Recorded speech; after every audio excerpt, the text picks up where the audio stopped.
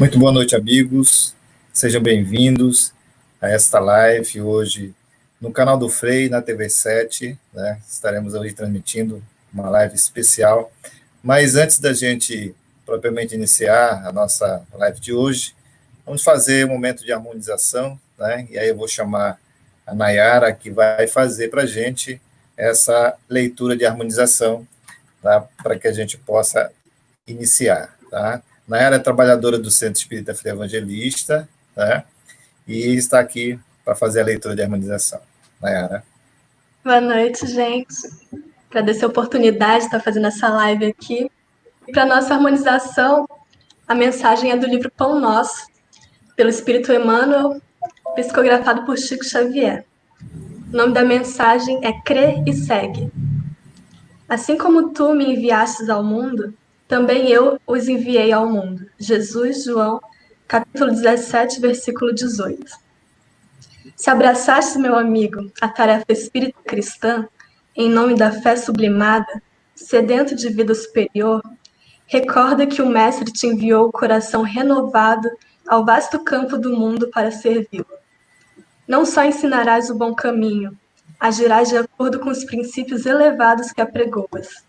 Ditará diretrizes nobres para os outros, contudo, marcharás dentro delas por tua vez. Proclamarás a necessidade de bom ânimo, mas seguindo estrada fora, semeando alegrias e bênçãos, ainda mesmo incompreendido de todos. Não te contentarás em distribuir moedas e benefícios imediatos. Darás sempre algo de ti mesmo ao que necessita. Não somente perdoarás, compreenderás o ofensor, auxiliando a reerguer-se. Não criticarás, encontrarás recursos inesperados de ser úteis. Não deblaterarás, valer-te-ás do tempo para materializar os bons pensamentos que te dirigem. Não disputarás inutilmente, encontrarás o caminho do serviço aos semelhantes em qualquer parte. Não viverás simplesmente no combate palavroso contra o mal. Reterás o bem, semeando-o com todos. Não condenarás, descobrirás a luz do amor para fazê-la brilhar em teu coração até o sacrifício. Ora e vigia, ama e espera, serve e renuncia. Se não te dispões a aproveitar a lição do Mestre Divino, afeiçoando a própria vida aos seus ensinamentos, a tua fé terá sido vã. Essa é a mensagem de hoje. Muito bom.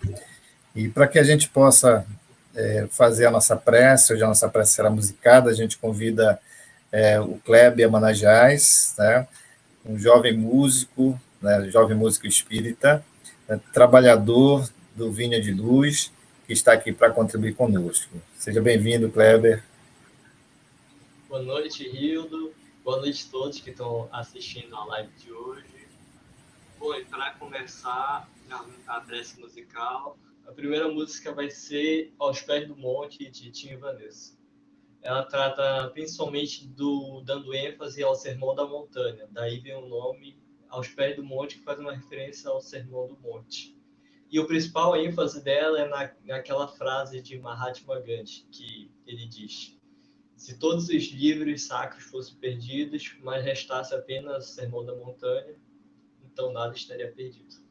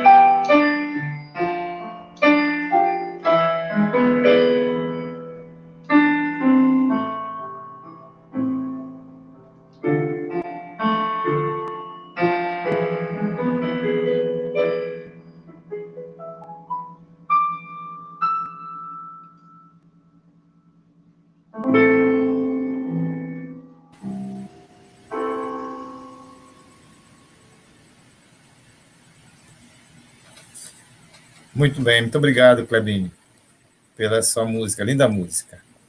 Bom, agora vamos ao nosso momento especial dessa noite, né? Nosso convidado de hoje, ele é trabalhador do núcleo kardecista Antônio Pereira de Souza, em São Paulo. Ele é escritor e palestrante espírita. Nosso amigo Jaime Ribeiro, né? Seja bem-vindo, Jaime. Seja bem-vindo.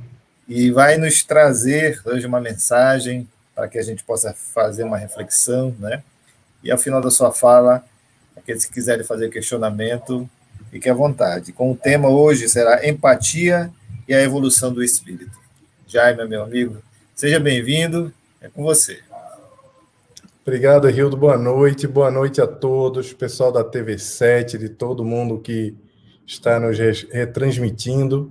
É uma alegria estar aqui com você, Hildo, trabalhador da Seara de Jesus, uma pessoa que tem várias conexões com os nossos amigos, e eu estou muito feliz de estar falando aqui no canal, em especial me dirigindo a todo o Brasil por conta da internet, ou quem diria poderíamos até dizer para todo mundo, mas em especial para esse povo maravilhoso aí do Amapá, que eu estive recentemente aí, um pouco antes da pandemia do distanciamento social. Eu tive a oportunidade de conhecer a cidade de vocês, eu fui junto com o Rossandro a trabalho, e foi uma alegria conhecer esse pessoal tão afetuoso, e foi incrível. Espero que em breve nós possamos nos encontrar presencialmente para dar aquele abraço. E hoje a gente vai falar sobre um tema muito especial, um assunto que vem sendo falado bastante por toda parte, em especial na mídia. A gente tem visto a mídia falar bastante sobre empatia, a gente tem ouvido as celebridades, a gente tem ouvido as pessoas como um todo trazendo essa palavra à tona. Então a gente lê por toda parte, a gente escuta. No final do ano a gente ouviu bastante as pessoas desejando bastante empatia no mundo. Obviamente que fazer a conexão sobre essa habilidade de se colocar no lugar dos outros, porque a empatia nada mais é do que a habilidade, a capacidade de se colocar no lugar do outro, de sentir o que o outro sente e, em seguida, agir a partir dessa perspectiva. Quando a gente fala em habilidades do século XXI, em habilidades humanas, em especial na empatia, não tem como não lembrarmos da nossa evolução espiritual. O que é essa habilidade que algumas pessoas ainda têm dificuldade de compreender efetivamente o que ela significa, tem a ver com o nosso processo evolutivo como espírito? Bom, primeiro, antes de tudo de falar sobre essa correlação entre a empatia e a evolução, é preciso que a gente entenda por que essa palavra vem sendo falada, evocada, e até mesmo porque tem sido replicado. Eu nunca vi tanto texto do meu livro sendo replicado nas redes sociais como tem sido ultimamente. Isso vem acontecendo muito provavelmente porque a humanidade nunca mais tinha experimentado com uma intensidade tão grande a ascensão de atitudes egoístas, de intolerância, do ódio também, que a gente vê bastante dentro das redes sociais. A gente tem visto isso acontecer de maneira considerável dentro do ambiente digital, que é esse ambiente que nós estamos ocupando aqui agora para fazer esse bate-papo e essa palestra. E a gente nunca tinha presenciado da forma como nós estamos presenciando aqui ao longo da história. E tudo isso tendo como pano de fundo uma pandemia, o maior desafio da humanidade dos últimos 100 anos, ou mais de 100 anos. Está sendo muito difícil para nós. Tudo é muito confuso para cada um de nós. Bom, mas apesar de todo esse problema que vem acontecendo com a disseminação do ódio, do egoísmo, e a gente vendo tanta coisa confusa no mundo atual, nunca se ouviu falar tanto em Jesus. Nunca se ouviu falar tanto na espiritualidade. Nunca se falou tanto nas ações do bem. Porque essas ações humanitárias, essa escalada das ações humanitárias que vinha acontecendo e tomaram uma propulsão grande agora ao longo desse processo do distanciamento social, são um pano de fundo para essa convocação, para essa propagação do nome de Jesus e da busca pela espiritualidade. Nós vimos várias situações que vêm se concretizando, tanto do ponto de vista individual, como do ponto de vista coletivo. Nós temos visto várias ações que vêm acontecendo no campo do bem. A gente viu quando começou a pandemia, aqueles casos das pessoas colocando bilhete nos elevadores, se dispondo a ir para a farmácia, ao mercado, a fazer pequenos trabalhos para os seus vizinhos, as pessoas se transbordando generosidade para poder proteger o próximo. A gente viu também várias ações humanitárias coletivas surgindo, várias delas nasceram na internet, mas muitas delas também aconteceram ali, nos lugares, muitas vezes, que são anônimos. Vimos grupos como os Anjos da Noite de Recife, que saíam de 15 em 15 dias para distribuir refeições nas ruas da cidade para as pessoas que vivem em situação de rua, e que ao longo da pandemia, esses benfeitores que se reuniram, apesar das diferenças religiosas, passaram a distribuir esses alimentos e trazer condições melhores para essas pessoas que vivem em situação de rua todas as noites, todos os dias. De 15 em 15 dias de antes, passaram a fazer essa tarefa todos os dias. Porque essas pessoas decidiram que não podiam ficar dentro de casa esperando que uma outra pessoa cuidasse dessas pessoas que viviam em situação de rua. Elas decidiram, por si própria, tomar uma ação no campo do bem, ocupar um espaço que era necessário para que a dor do outro não ficasse esquecida, para que o outro não se tornasse invisível. Mas é verdade que temos ouvido falar bastante sobre o mal, em especial por conta desses discursos de ódio que vem inundando as redes sociais. Mas, como eu falei, o bem nunca foi tão aplaudido, tão curtido, tão espalhado dentro desses ambientes, também como nós estamos vendo por aí com o tanto de live, de eventos como esses eventos que nós estamos tendo hoje aqui, que estão levando a oportunidade do conhecimento da doutrina espírita, do Evangelho de Jesus, e levando conforto também, em especial para aquelas pessoas que moram sozinhas, que estão ainda sentindo de uma forma mais endurecida esse processo da pandemia. O curioso é que quando você olha dentro do Google Trends, que é uma ferramenta da gigante digital Google para medir o interesse da humanidade, de um grupo ou de uma região por alguma palavra ou por algum assunto, quando você procura palavras como empatia e espiritualidade, você nota que existe um crescimento exponencial por essas palavras. Isso mostra o interesse que as pessoas estão tendo pelo tema empatia, para entender mais o que significa essa habilidade de se colocar no lugar do outro, qual o impacto que ela tem na vida das pessoas, e também o interesse por espiritualidade. Só para falar de números assim muito rapidamente com vocês, o interesse pela palavra espiritualidade ao longo dos últimos 5 anos cresceu mais de 700%.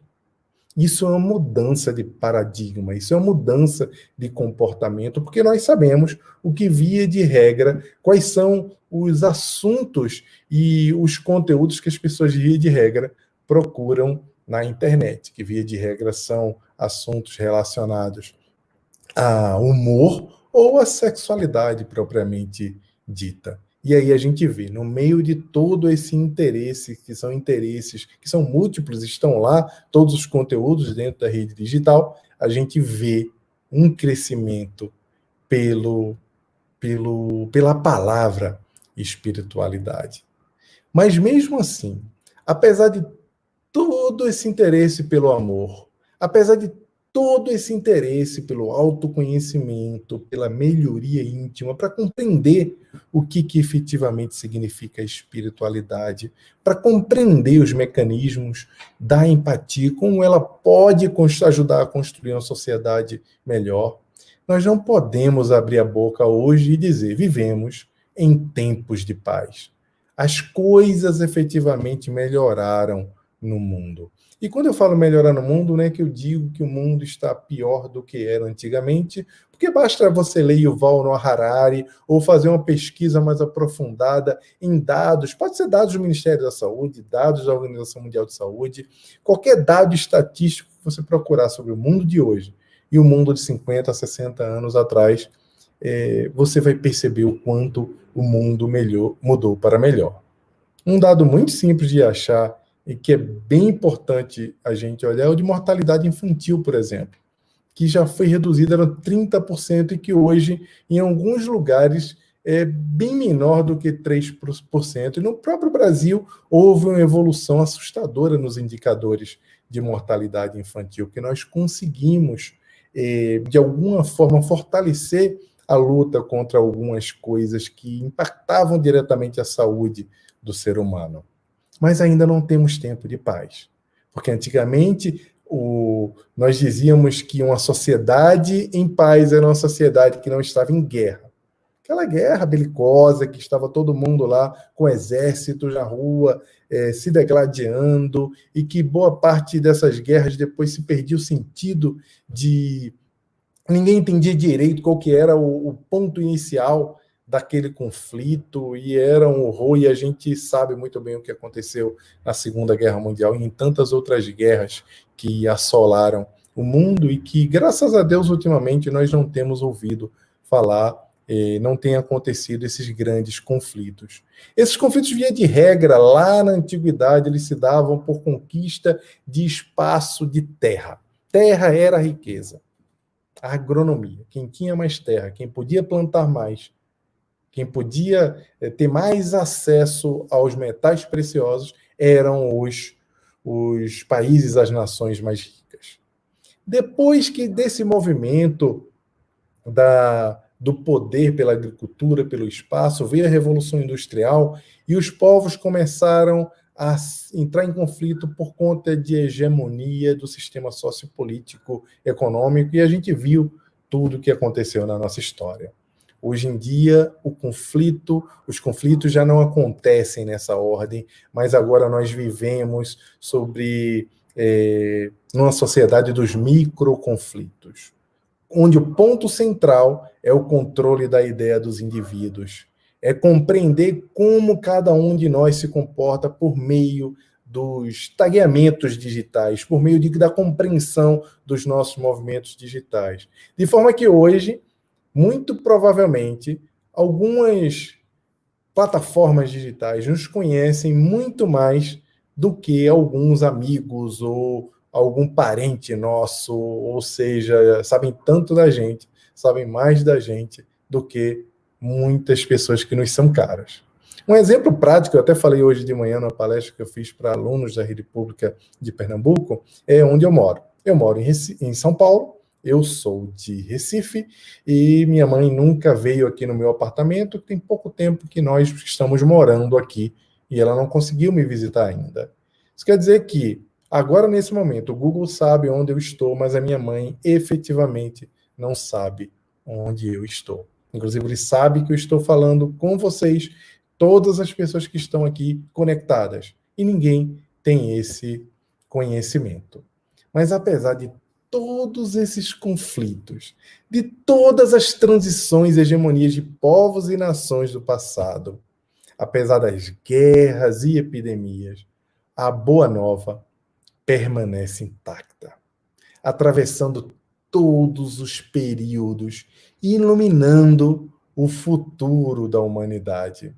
Nós vivemos agora um momento no qual muita gente está sofrendo porque não pode sair de casa, não pode abraçar as pessoas que lhe são mais caras, não pode, às vezes a gente tem até contato com algumas pessoas quando vai à farmácia, à padaria, ou quando precisa fazer alguma coisa, vê gente na rua, mas muita gente que a gente ama está longe e a gente não pode ter esse contato tão próximo. E para muita gente, ficar em casa tem sido insuportável. Esse silêncio que a gente está ouvindo lá fora, esse silêncio que está acontecendo nas ruas, por aí, eles revelam também um barulho muito grande que existe dentro de nós. Um barulho ensurdecedor, que às vezes a gente tem se esforçado para não ouvir, e muitas vezes esse barulho está dentro das nossas relações familiares. Por isso que nós estamos, de alguma forma, sentindo tanto essa passagem pelo isolamento social. Você imagine a gente ver bem o que tem acontecido novamente, trazendo o processo das redes sociais, a gente vê esse desajuste que vem acontecendo, esses discursos de ódio, os conteúdos que têm sido compartilhados, que não são conteúdos que ajudam o ser humano a se conectar, em lugares como redes sociais que nós utilizávamos para nos conectar com pessoas que amamos, com os amigos, para reencontrar pessoas que nós não víamos há tanto tempo. De alguma forma, isso mostra um reflexo da nossa sociedade em como nós estamos lidando com as pessoas que são diferentes ou que pensam diferentes de nós. Parece que nós perdemos alguma coisa, parece que o mundo digital fez com que nós não nos conectemos de forma efetiva com as pessoas que nos são caras ou com as pessoas também que são só os nossos semelhantes que são diferentes de nós. Não dá para negar que nós hoje vivemos, de alguma forma, uma crise, e essa crise ela não é só provocada pela pandemia, mas é também provocada pela nossa incapacidade de conviver com o outro. E lembrando de crise, é importante que toda vez que nós nos lembremos que estamos em situações como essa, a gente resgate, traga a pergunta 625 do Livro dos Espíritos, quando Allan Kardec pergunta aos espíritos qual o tipo perfeito que Deus ofereceu ao homem para lhe servir como guia e modelo. E os espíritos responderam de uma forma muito pragmática, direta: vede Jesus. E isso nos faz refletir e pensar sobre por que Allan Kardec perguntou sobre um guia para a humanidade. Quem precisa de um guia é quem não sabe efetivamente para onde está indo. E se sabe para onde está indo, precisa de alguém para dizer qual o caminho seguir, como vai se portar diante desse caminho, para onde nós devemos olhar. Quando nós precisamos de um guia, é porque nós não temos ideia para onde estamos indo, ou sabemos para onde estamos indo, mas não conseguimos identificar o que é mais importante. Temos um lugar para ir. Por isso que Kardec pergunta sobre esse guia. Mas que lugar é esse? E por que é urgente, por que é importante a gente ir para esse lugar? Esse lugar que nós não sabemos qual é, nem como chegar lá. Primeiro de tudo, é preciso lembrar que esse lugar é a morada do Pai. Esse lugar é ir até Deus, é o nosso processo de evolução. E para percorrermos esse caminho, nós precisamos desse guia que vai nos conduzir até Deus. Nós não sabemos como chegar lá. Nós tropeçamos o tempo todo. Emmanuel, no livro Pensamento e Vida, ele diz que são duas asas que conduzem o espírito humano até Deus. Uma delas é o amor e a outra é a sabedoria. Tudo bem, Emmanuel. São duas asas, a gente tinha visto isso na codificação, Joana fala sobre isso. Nós sabemos que precisamos do amai-vos e dos instruí-vos. Mas como desenvolver essas asas? Como criar essas asas para que a minha existência não seja perdida e para que eu possa efetivamente seguir o meu caminho da evolução? A primeira das asas, que é a asa da sabedoria, é a asa que vai nos dar o discernimento e a capacidade que nós teremos como espíritos de fazer o bem, de compreender Deus e de compreender a nossa natureza. Essa asa, segundo o próprio Emmanuel fala no Pensamento e Vida, ela só é desenvolvida quando antes nós desenvolvemos o conhecimento. Então, Emmanuel diz que o conhecimento precede a sabedoria. Primeiro conhecemos, para depois compreendermos. Fica fácil a gente entender que a gente precisa estudar, que a gente precisa compreender como as coisas funcionam. Mas a outra asa, que é a asa do amor. Como desenvolver essa segunda asa, que é a asa do amor? E parece ser muito fácil. Afinal de contas, Jesus nos falou: amai-vos uns aos outros como eu vos amei. Jesus falou: amai os inimigos. E parece que aí, quando ele falou que era essa era a segunda lei mais importante, parece que aí a gente já encontra tudo o que a gente precisa saber para poder desenvolver essa asa do amor. Mas será que é simples assim mesmo? Será que é só a gente dizer, vamos amar o próximo? Nós sabemos que não. Sabemos que amar o próximo como a si mesmo parece uma tarefa que foi feita para santos, para pessoas extremamente evoluídas. Porque sabemos também que para o amor acontecer, uma série de outros sentimentos, uma série de outras maturações emocionais precisam acontecer antes. Então, como eu vou amar quem eu não conheço, se eu ainda tenho tanta dificuldade de amar aqueles que estão tão próximos?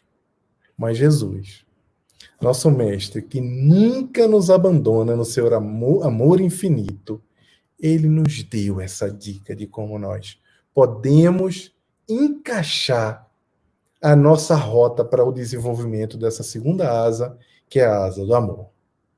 No Evangelho, quando ele dá, logo após ele falar, amai ao próximo como a si mesmo, ele fala, fazei ao outro que desejais que os outros vos façam. É a regra de ouro dos sábios da antiguidade. Então, não podendo amar ainda, não conseguindo ainda trazer toda a pureza do amor pelo nosso próximo e pelos nossos inimigos, o nosso mestre, sabendo dessa nossa impossibilidade, nos deixou essa dica infalível, que nada mais é do que a empatia. Então, gente, assim como o conhecimento precede a sabedoria, a empatia precede o amor.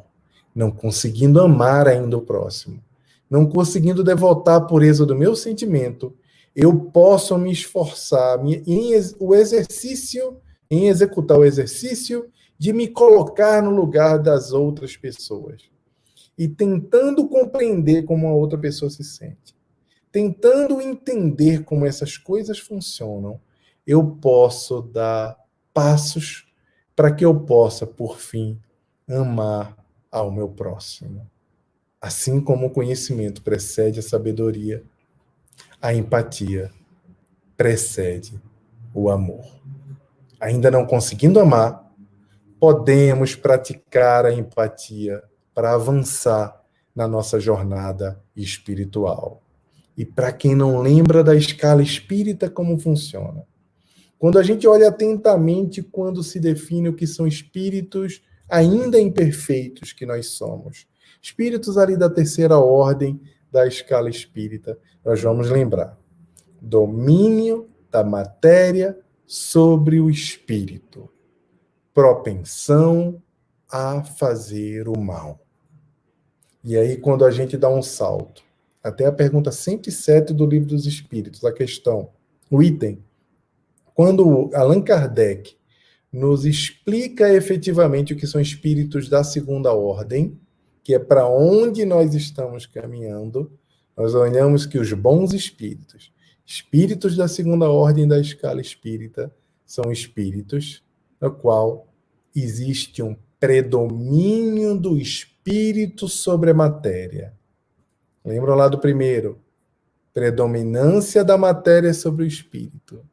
Para chegar aqui na segunda ordem da escala espírita, como predomínio do espírito sobre a matéria. E aí, logo em seguida, aquela dica infalível do que nós precisamos entender. Poder e qualidade em fazer o bem. Um espírito da segunda ordem, ele é classificado ou compreendido pelo seu poder e pela sua qualidade em conseguir fazer o bem ao próximo, fazer o bem aos outros. Existe uma grande diferença entre os espíritos da terceira ordem e os espíritos da segunda ordem, nesse processo, nesse caminho da evolução espiritual. Mas ali, já na quinta categoria dos espíritos da segunda ordem, existe um item animador para todos nós. Esse item animador é que Allan Kardec colocou ali no finalzinho ou no começo da ordem dos bons espíritos, os espíritos benévolos, o que nos lembra Humberto de Campos, logo no início do livro Boa Nova, quando ele diz que existem dois tipos de espíritos, os espíritos sábios e os espíritos evangelizados. E que ele orava a Deus e ele queria muito ter a honra de pertencer à ordem desses espíritos que são os espíritos evangelizados, os espíritos benévolos, os espíritos que têm poder e qualidade para fazer o bem. Pessoal, isso é muito importante de se compreender. Isso é importante para nós, nessa jornada que nós temos Jesus como nosso guia, nessa jornada que nós elegemos para fazer a nossa transformação moral, essa busca pela espiritualidade, essa busca em interiorizar os conhecimentos do Evangelho, é preciso que a gente entenda, é preciso que a gente se prepare para algumas coisas que são características dessa jornada.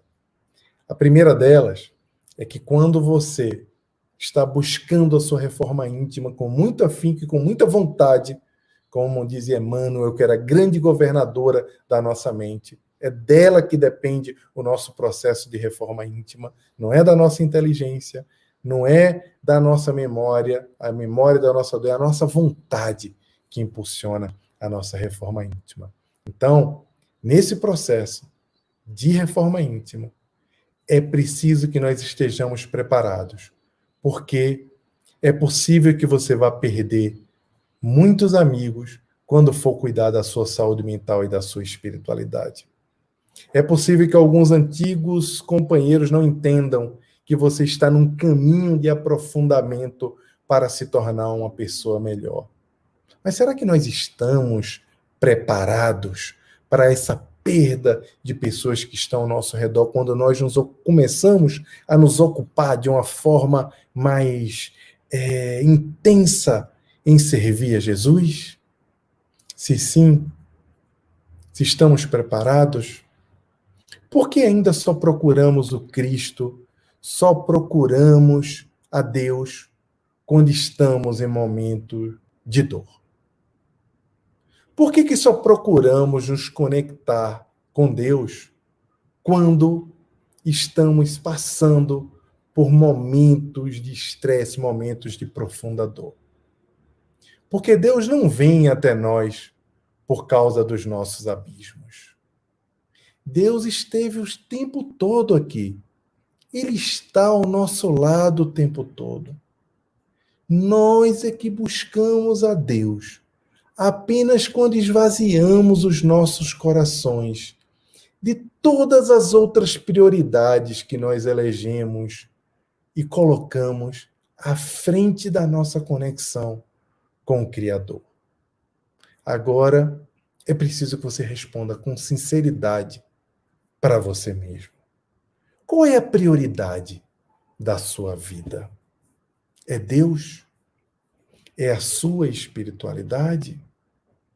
Você já subiu tão alto o quanto podia, como Zaqueu o fez, apenas para ver Jesus, apenas para se conectar com o Mestre e para que ele também pudesse vê-lo, porque era uma pessoa de baixa estatura. Você subiu o mais alto que pôde para poder se conectar com Deus? Se Deus ainda não é a sua prioridade, saiba que você é a prioridade de Deus. E apesar de todas as nossas imperfeições, todas as nossas faltas, todas as nossas incertezas e teimosia, ainda insistir no mal, em ainda fazer coisas erradas, em ainda falhar e tropeçar no nosso processo de reforma íntima. Deus buscou você para protagonizar a transformação desse mundo que está agora em processo de transição. Mesmo conhecendo todas as suas limitações, mesmo conhecendo todas as suas impossibilidades morais, Deus acredita em você. Ele nos deu a tarefa de apóstolos nesse momento tão difícil da humanidade. Mas Deus não está a serviço das nossas quedas. As nossas quedas é que estão a serviço da divindade dentro de nós. Não espere cair de novo para precisar convocá-lo para perto do seu coração, para elegê-lo como prioridade da sua vida, para contar com seu concurso para desenvolver a asa do amor e a asa da sabedoria para sustentar o seu processo de evolução espiritual. É preciso que essa conexão entre Criador e criatura seja permanente. Se renove a cada dia. Porque quando ocorre a nossa queda e nós lembramos de Deus, Ele entende que nós usamos o recurso da conveniência para nos conectarmos com Ele. Mas nós podemos nos conectarmos com Ele de uma forma permanente, sem precisarmos desse tipo de inconveniência do nosso processo de evolução. Porque Deus é permanência. Nós somos exatamente o que Deus pensa de nós. Estamos exatamente no grau de evolução que nós podemos estar, mas por meio do concurso da nossa vontade, do nosso esforço, da nossa parcela de contribuição para que o Cristo possa renovar as nossas fortalezas, nós podemos fazer muito mais. A nossa evolução é um processo individual que se renova a cada dia e que não pode ter descanso dentro de nós. É para isso que nós estamos aqui. É para isso que nós servimos ao Cristo. Essa é a mensagem de hoje, meus irmãos, muita paz. Queria convidar o Rildo, a Nayara para voltar, para nós trazermos as perguntas e a participação de todos vocês. Muito bom. Sua fala foi excelente, né? Mas antes da gente passar para as perguntas, a gente vai pedir ao Kleber que nos brinde aí com uma música, né? Para que a gente possa nos harmonizar e passar para os questionamentos. Kleber. A segunda música é Anjos, de Lima. Ela fala muito a respeito da evolução espiritual e de como nós vamos alcançar isso, através do trabalho, do amor, do sentimento, da caridade. É isso que a letra da música aborda muito. É uma música muito bonita.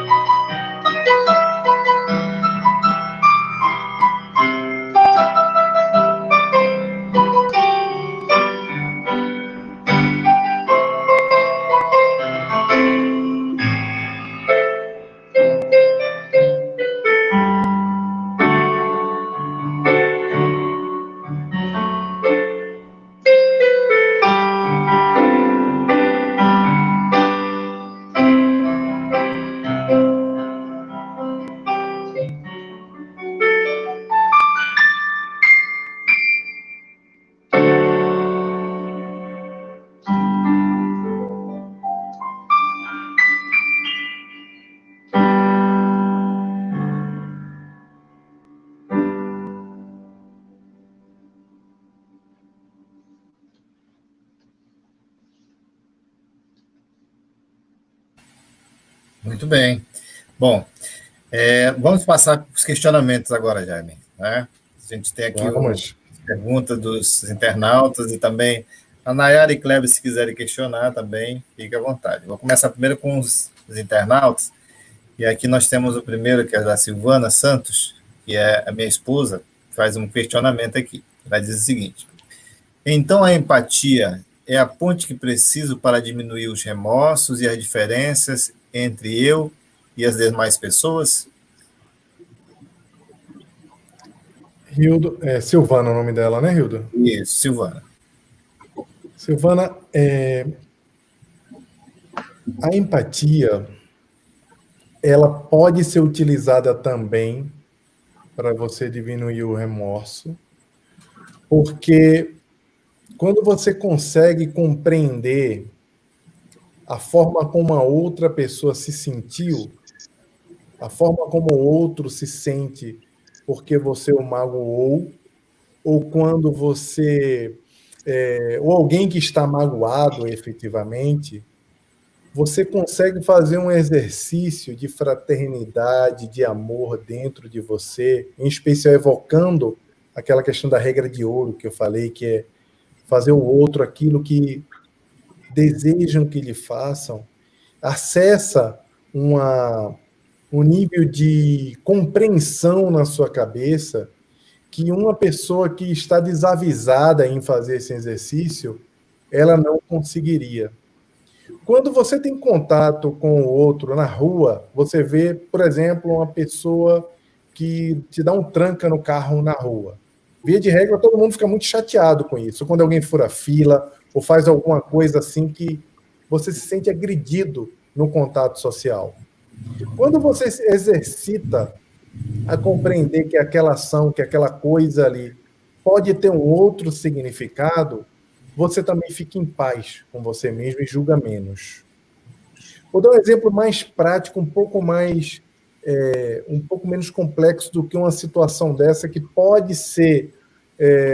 a pessoa pode trancar ou pode estar muito veloz no trânsito porque ela está atrasada, porque tem alguém no hospital aguardando, pode estar acontecendo alguma coisa desse tipo, ou pode ser simplesmente porque a pessoa é mal educada. Eu, particularmente, prefiro imaginar que a pessoa está passando por uma situação delicada e ela precisa ser mais rápida e ela precisa fazer aquele tipo de transgressão. Mas quando você pensa numa pessoa que lhe agride verbalmente por conta de um pensamento seu, ou por conta de uma crença, por conta da sua religião, ou por conta de um pensamento qualquer que você tenha, ou a pessoa ela discorda completamente de você e ela te agride por conta disso, você pode tentar se colocar no lugar dela e imaginar que talvez aquela pessoa não tenha tido a oportunidade de ter pessoas que lhe ensinaram coisas que ela efetivamente não aprendeu, ou não teve a oportunidade de ter essas pessoas por perto, que ela não teve uma educação que ajudou a compreender o diferente, que isso tem sido cada dia mais comum, as pessoas se isolando em grupos e tentando desumanizar o diferente. Então, tanto do ponto de vista do remorso, como do ponto de vista de compreender a ofensa, você vai acessar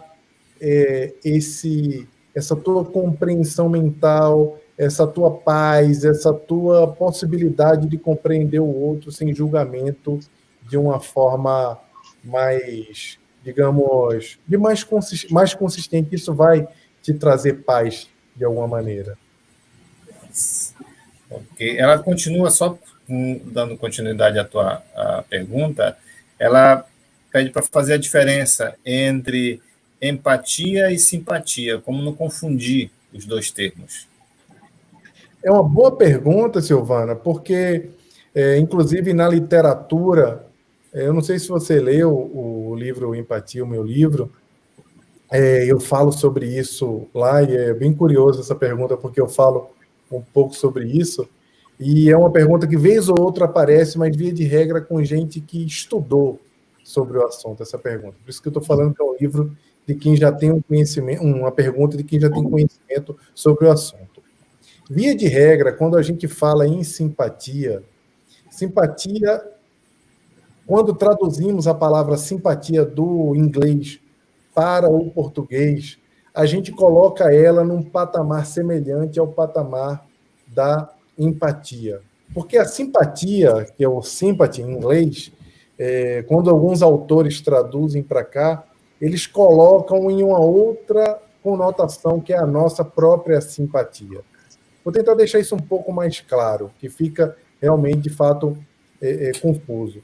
A simpatia é quando você percebe a dor do outro. Em inglês, o sympathy é quando você olha a dor do outro, quando você vê alguma situação difícil que o outro está passando e você é solidário. Você fala, poxa, eu compreendo isso que está acontecendo, eu sou adeso a isso aí, pode contar comigo.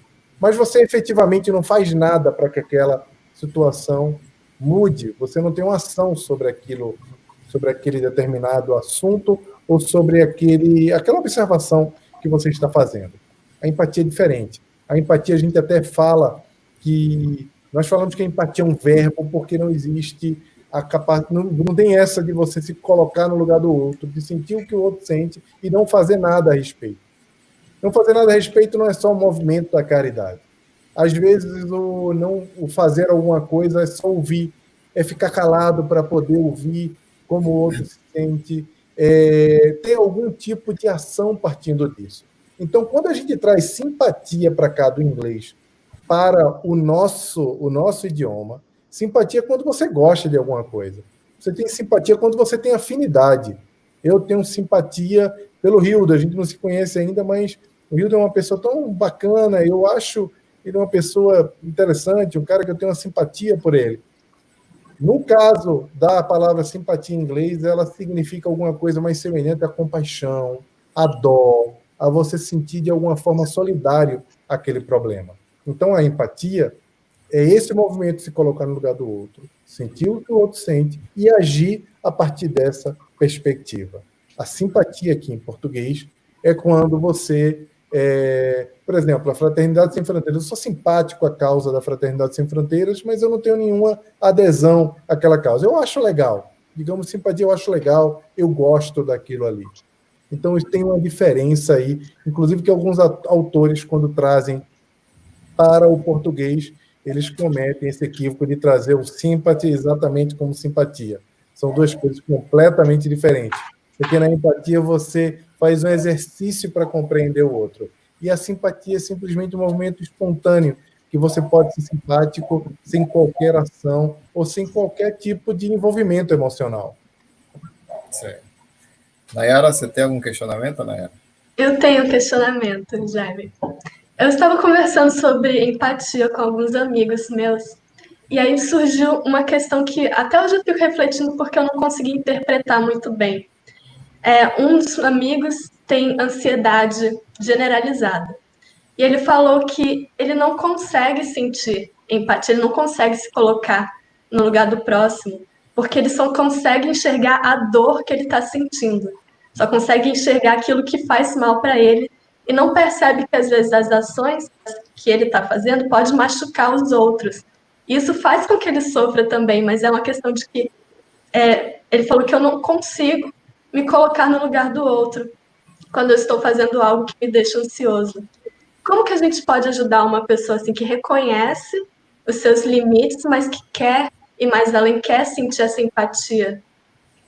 Não sei se eu me deixo entender. É uma pergunta também muito, muito, muito profunda. A primeira coisa que a pessoa precisa entender, ela entender já é muito importante.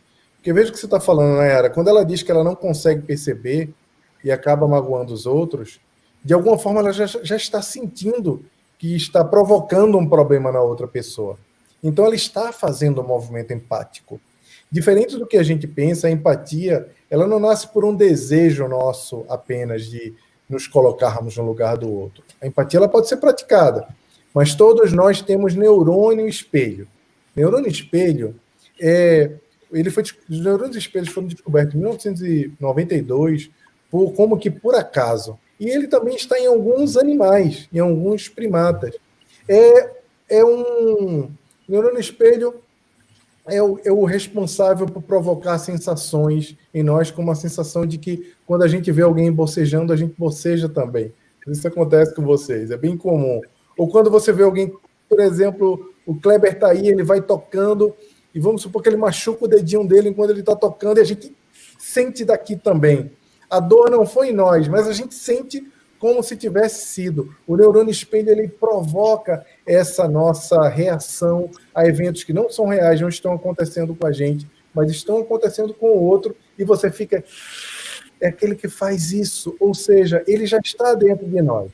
O problema é que algumas coisas vão acontecendo ao longo da vida, e nós, obviamente, que ainda lidamos com egoísmo, com egocentrismo, com uma série de coisas, vamos atrofiando essa nossa capacidade de compreender o outro para poder focar na nossa própria vida. Por quê? Nós acreditamos na narrativa de que para nos sermos felizes, nós precisamos ser bem-sucedidos, e para ser bem-sucedidos nós precisamos ter dinheiro, e para isso nós precisamos ter o melhor lugar, o melhor destaque, e para isso, muitas vezes, nós nos colocamos como a prioridade de tudo na vida, e se colocar como prioridade não é diminuir ou passar na frente do outro, né? Se amar é muito diferente de se colocar na frente das pessoas, à frente das pessoas.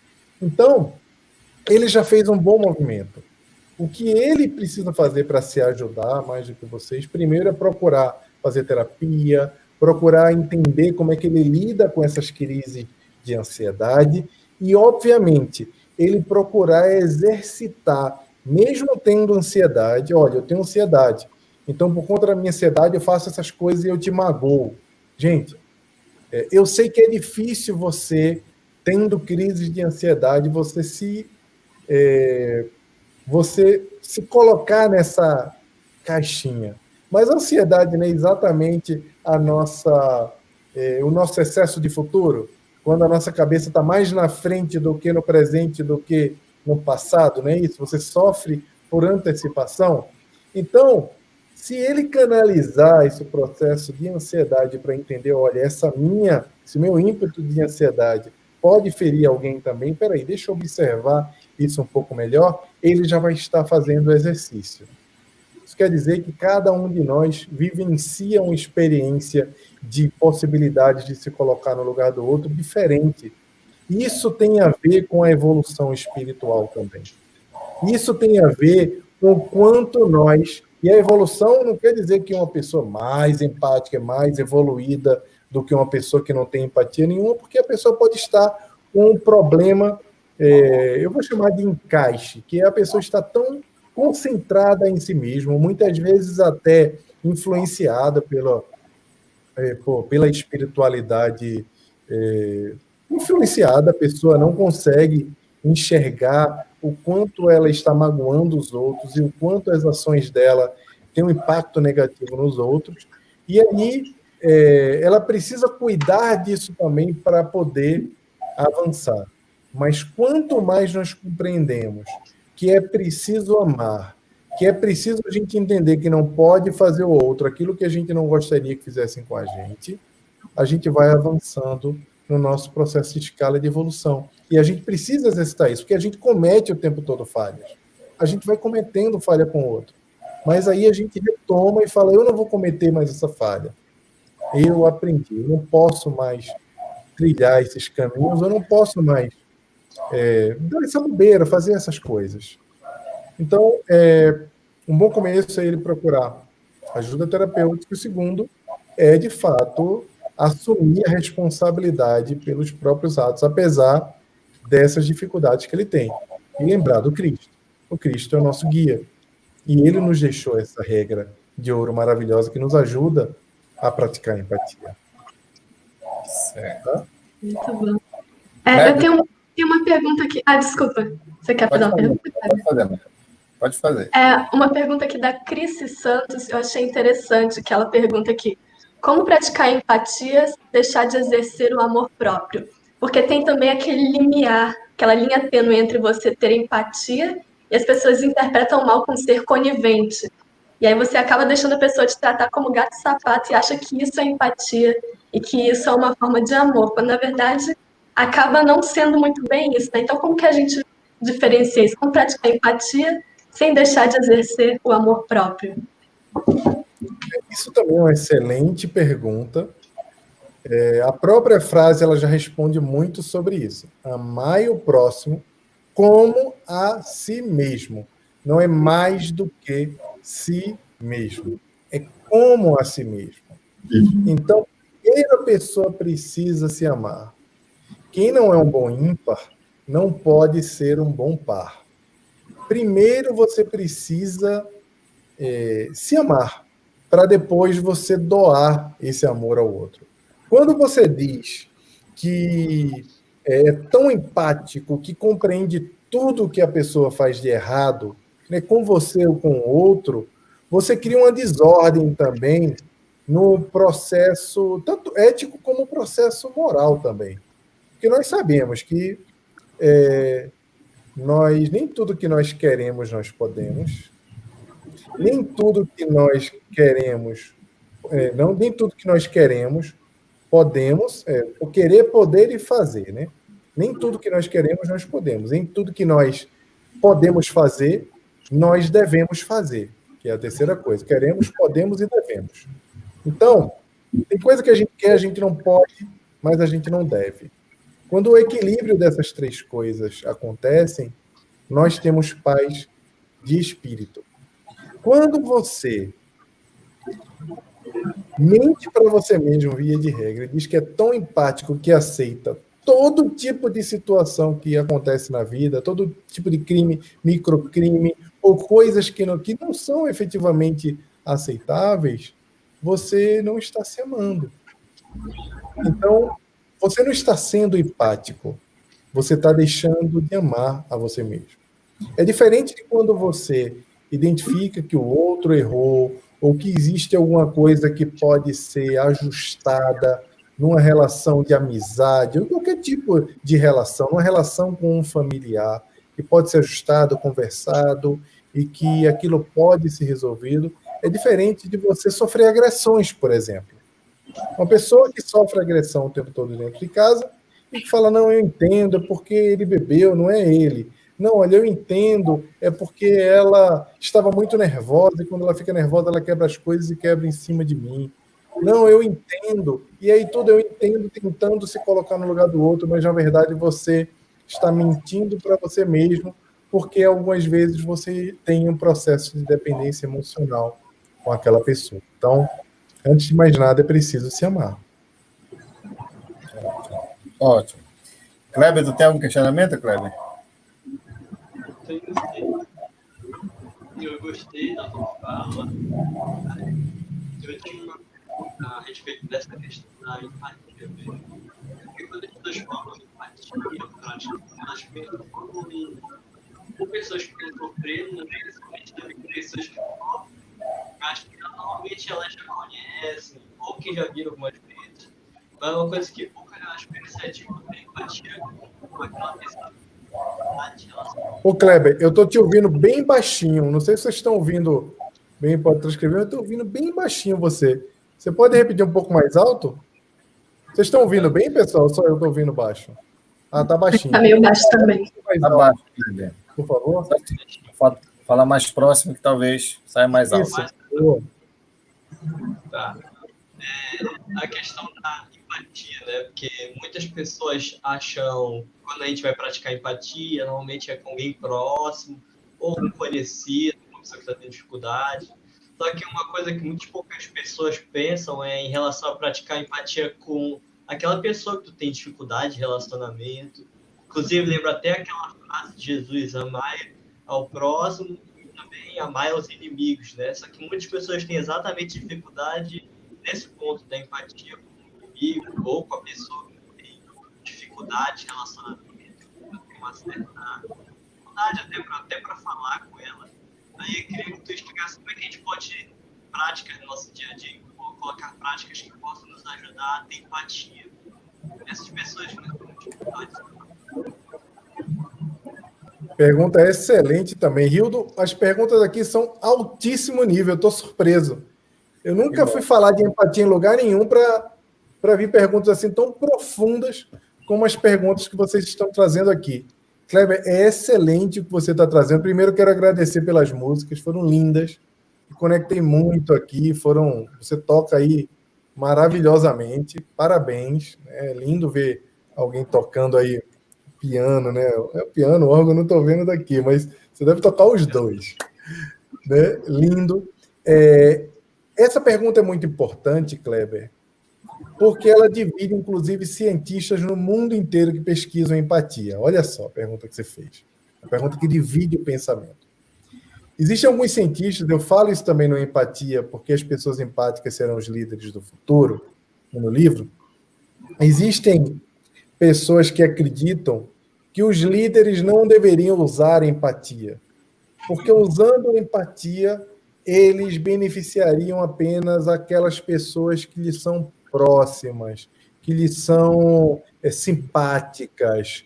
E isso seria muito ruim, porque um líder, ele não lidera só uma minoria, ele lidera tudo. E eu não estou falando aqui de contexto político brasileiro nem nada, estou falando de uma observação científica que foi feita, que é uma discussão de que o líder muitas vezes pode tomar decisões para uma minoria quando a minoria precisava de uma outra decisão, e que por isso a empatia não é legal. Dizem também que a empatia acontece muito da empatia ela levar um viés de aproximação, como você falou, de que é mais fácil nós termos empatia pelos nossos amigos, é mais fácil nós termos empatia pelos nossos familiares, é mais fácil nós termos empatia pelas pessoas que têm a mesma religião que a gente, a mesma nação, a mesma cidade, e que isso atrapalha toda a humanidade. Eu, particularmente, e uma série de outros pesquisadores desse assunto, não concordamos com essa perspectiva. E eu vou explicar por quê. Tem um livro chamado Sapiens, ou Sapiens. Esse livro foi escrito por Yuval Noah Harari, que, na minha opinião, é um dos pensadores, é o pensador mais lúcido da atualidade, apesar de ele ser ateu, mas é porque certamente ele não conhece o Deus apresentado pela doutrina espírita. Quando eu encontrá-lo, eu vou apresentar para ele o Livro dos Espíritos, que eu tenho certeza que ele vai entender que a forma como nós enxergamos Deus é uma forma que se distancia desse Deus vingativo, antropomórfico e etc. Ele fala sobre como nós fomos nos formando como espécie. E aí, lembrando que nós na caverna, com a nossa família, protegendo a nossa cria, os nossos filhos, a nossa mulher, que era o homem que tinha esse papel de proteção, né, porque ele era mais forte, ele que caçava, a mulher coletava, a mulher cuidava da cria. Existem algumas discussões na história de que diz que era a mulher que caçava e etc., mas isso é uma discussão muito mais profunda, mas a gente estava ali conectado na caverna em família, e depois veio o advento da agricultura, e com a agricultura o homem deixou de ser coletor e deixou de ser caçador e passou a plantar aquilo que ele precisava, e nessa plantação, fazendo esse tipo de coisa, ele começou a se agregar em cidades e em comunidades, deixou de ser um nômade e passou a ficar mais tempo em alguns lugares, ao invés de estar se movimentando o tempo todo, e com isso se criaram as comunidades, as vilinhas, as cidades. Depois das cidades, nós nos associamos com nações, e as nações eram simpáticas entre si. Depois as pessoas e os povos se conectaram por crenças religiosas, e por conta de crenças religiosas eles se conectavam ou não se conectavam, e guerreavam com quem tinha religião diferente, e era amigo de quem tinha a mesma religião. E por conta desse movimento de conexões com os semelhantes, nós hoje estamos aqui, vivendo ficções criadas pelo próprio homem, como demarcações demográficas, que aqui é Brasil, ali é Argentina, e ali é outra coisa. Tudo isso foi criado por divisão, decisões políticas ou por guerras e etc. Foi o homem que criou, não é uma criação de Deus, porque efetivamente nós somos só uma espécie, nós somos homo sapiens, nós somos homens. E aí, essas conexões que eram conexões micro se transformaram em grandes conexões como a que vivemos agora. Obviamente, temos algum problema ainda, e esse problema tem se demonstrado no mundo. Eu comecei a minha fala dizendo que nós temos assistido o retorno de algumas disfunções humanas, de algumas coisas que estão relacionadas ao ódio, a dissociação, a agregação só de pessoas que pensam semelhantes a nós. Nós temos assistido a história trazer isso agora à tona no mundo, em alguns lugares do mundo em específico, mas nós evoluímos muito como espécie a ponto de cooperar. Exemplos de cooperação são as próprias empresas multinacionais, ONGs internacionais, a própria Fraternidade Sem Fronteiras, que existe lá no Reino Unido, existe em outros lugares. Então, pessoas que estão no Reino Unido cooperam com pessoas que estão no Brasil para poder ajudar a África. Ou seja, nós estamos todos conectados por meio desse sentimento de cooperação, por meio do sentimento de que, sendo a mesma espécie, sendo indivíduos, homo sapiens, pessoas, homens, nós podemos, por meio desse sentimento de cooperação, de conexão, alcançarmos o nosso processo de evolução coletiva, com o esforço individual de cada um. Por isso,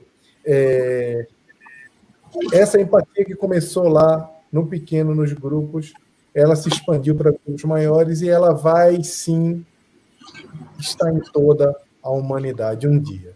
E o melhor exercício é seguir os ensinamentos de Jesus, é seguir os passos do Mestre, seguir o nosso guia, que, seguindo o Evangelho, nós estaremos muito seguros que praticaremos a nossa função de se colocar no lugar do outro, de amar o próximo como a si mesmo. Bom, maravilha, né? Infelizmente, a gente está chegando ao final da nossa live de hoje, né? A gente já até passou, né? Era 1 hora de live, já temos 1h15, e tem mais perguntas aqui nos comentários ainda para fazer, mas infelizmente o nosso tempo está sendo concluído, né? E a gente deixa aqui, né, com o Jaime para fazer as suas considerações finais, Jaime. Deixar aí o seu recado, deixar aí a sua mensagem, para que depois a gente possa passar ao Kleber para fazer a nossa prece musical, finalizando a nossa live de hoje, né? É com você, Jaime. Maravilha, pessoal. Só gostaria mesmo de agradecer a todos por estarem aqui, trazer a reflexão de que podemos, como o Kleber tão bem perguntou, podemos seguir os passos de Jesus. Como é que a gente pratica a empatia? Como é que a gente usa esse recurso para evoluir como indivíduo? A resposta é muito simples. É a pergunta 625 do Livro dos Espíritos. Seguindo o nosso guia, seguindo o Evangelho de Jesus, tentando entender que não há descanso para a prática da nossa reforma íntima, que ela é feita todos os dias, e que quem comanda esse movimento é a nossa mente, por meio da gerência da vontade, como diz Emmanuel no livro Pensamento e Vida. Então, muita paz a todos, que Jesus nos abençoe. Um grande abraço para o pessoal de Macapá, foi uma alegria estar aqui com vocês. E agora precisamos ouvir mais o Kleber para concluir essa live de hoje, né? Com certeza. Aí, antes do Kleber tocar, a gente gostaria de agradecer a você pela disponibilidade, né, de aceitar o convite, de estar conosco nessa noite, né, fazendo essa live com a gente, né? Agradecer a Nayara, né, que está aqui conosco, por participar conosco nessa noite, ao Kleber, que esteve aqui conosco, nos presenteando aí com esses momentos musicais maravilhosos, e agradecer a todos, né, que nos acompanharam, né, a TV7, que esteve conosco, aos amigos do canal do CEF, que também nos acompanham diariamente, tá? E dizer muito obrigado e de passar ao Kleber para a música final, né, para a gente finalizar a nossa live. É com você, Kleber. Obrigado, Jair, obrigado a todos que assistiram. E para finalizar, sonar